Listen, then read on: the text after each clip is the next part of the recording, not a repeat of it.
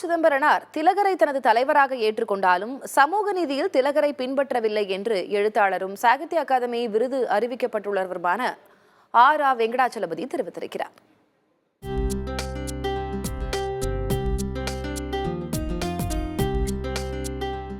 ஆயிரத்து 1900 ஆண்டுகளில் தமிழ்நாட்டில் சுதந்திர போராட்ட எழுச்சி முக்கியமானது.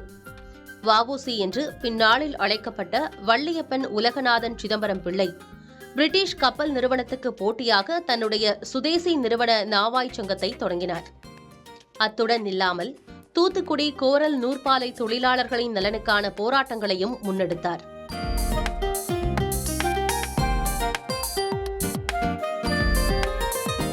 இந்நிலையில் 1908 ஆண்டு மார்ச் மாதம் 13ஆம் தேதி வ.உ.சி சுப்பிரமணிய சிவாவுடன் கைதானார். அதனைத் தொடர்ந்து நெல்லை, தூத்துக்குடியில் மக்கள் கிளர்ந்தெழுந்தனர். இந்த நெல்லை எழுச்சி குறித்து திருநெல்வேலி எழுச்சியும் வ.உ.சியும் 1908 என்ற ஆய்வு நூலை வெளியிட்ட ஆரா வெங்கடாச்சலபதிக்கு இந்த ஆண்டிற்கான சாகித்ய அகாடமி விருது அறிவிக்கப்பட்டுள்ளது. பாரதி, புதுமை பித்தன், உ.வே. சாமிநாதையர் என்று பலரை பற்றி நான் ஆய்வு செய்திருந்தாலும், பெரியாரை பற்றி ஆய்வு செய்திருந்தாலும், வ.உ.சி என்னுடைய மனதிற்கு மிக மிக நெருக்கமானவர். அவர்தான் என்னை ஒரு ஆராய்ச்சியாளராக மாற்றினார். ஆகவே அவரை பற்றிய ஒரு நூலுக்கு விருது கிடைத்திருப்பது என்பது உண்மையிலேயே மகிழ்ச்சி தருகிறது. வங்காளத்திலும் மகாராஷ்டிரத்திலும் பஞ்சாபிலும் மிகப்பெரிய அளவிற்கு சுதேசி இயக்கம், தேசிய விடுதலை இயக்கம் வீறு பெற்ற போது தென்னகம் அமைதியாக இருந்தது. சொல்லப்போனால் தென்னகத்துக்கு ஒரு கெட்ட பேரே இருந்தது. அதாவது பினைட்டட் ப்ராவின்ஸ், அதாவது இருண்ட மாகாணம் என்றும், ஸ்லீப்பி ஹாலோ, தூங்கு மூஞ்சி மாகாணம் என்றெல்லாம் தென்னகத்திற்கு ஒரு கெட்ட பெயர் இருந்தது. இத்தனைக்கும் பாளையக்காரர்கள் எழுச்சி பெற்று போராடிய ஒரு மண். பாஞ்சாலம் குறிச்சியிலே கட்டபொம்மன் கிளர்ந்து எழுந்த மண். அந்த ஊருக்கு மிக பக்கத்திலே தான் வ.உ.சி பிறந்தது, ஓட்டப்பிடாரம். ஆனால் அந்த பகுதிக்கு, தென்னாட்டிற்கு இப்படி ஒரு அவப்பெயர் இருந்தது.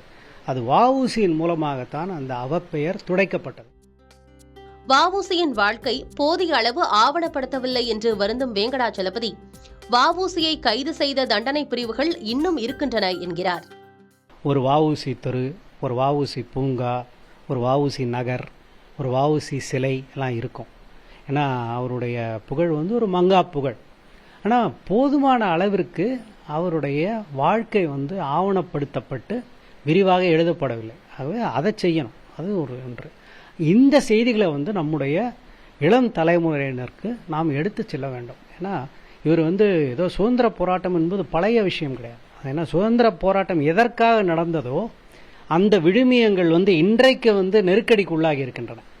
நாம் மறந்துவிடக்கூடாது. வ.உ.சி ராஜதுரோக குற்றம் சாற்றப்பட்டு தான் அவர் தண்டனை பெற்றார். அந்த தண்டனை பிரிவுகள்லாம் இன்னமும் கூட தான் இருக்குது. சுதந்திர போராட்டத்தில் திலகரை தனது தலைவராக ஏற்றுக்கொண்டாலும் சமூக நீதியில் பெரியாரை பின்பற்றினார் என்கிறார் வெங்கடாச்சலபதி. அவர் அனைத்து மக்களினுடைய நலனுக்காக தான் அவர் எப்போதுமே போராடினார்.